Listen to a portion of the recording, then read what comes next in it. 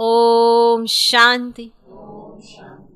16 जुलाई 2025 साकार महावाक्य। बाबा कहते, मीठे बच्चे, जो सर्व की सद्गति करने वाला जीवन मुक्ति दाता है वे आपका बाप बना है, तुम उनकी संतान हो, तो कितना नशा रहना चाहिए। आज का प्रश्न, किन बच्चों की बुद्धि में बाबा की याद निरंतर नहीं ठहर सकती है? उत्तर, जिन्हें पूरा निश्चय नहीं है उनकी बुद्धि में याद ठहर ही नहीं सकती। हमको कौन सिखला रहे हैं ये नहीं जानते तो याद किसको करेंगे? जो यथार्थ पहचान कर याद करते हैं उनके विक्रम विनाश होते हैं।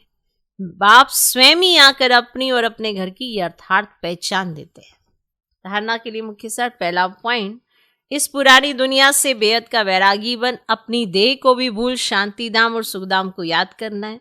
निश्चय बुद्धि बन याद की यात्रा में रहना है। दूसरा पॉइंट, हम सो हम के मंत्र को यथार्थ समझकर अब ब्राह्मण सो देवता बनने का पुरुषार्थ करना है। सभी को इसका यथार्थ अर्थ समझाना है। आज का वरदान, अंतर्मुक्ता के अभ्यास द्वारा अलौकिक भाषा को समझने वाले सदा सफलता संपन्न भव।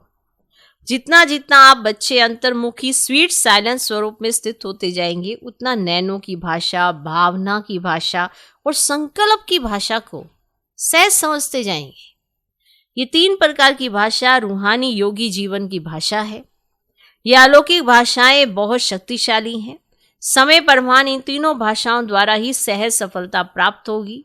इसीलिए अब रूहानी भाषा के अभ्यासी बनो। आज का स्लोगन, आप इतने हल्के बन जाओ जो बाप आपको अपनी पलकों पर बिठा कर साथ ले जाए। अब एक इशारे संकल्पों की शक्ति जमा कर श्रेष्ठ सेवा के निमित्त बनो।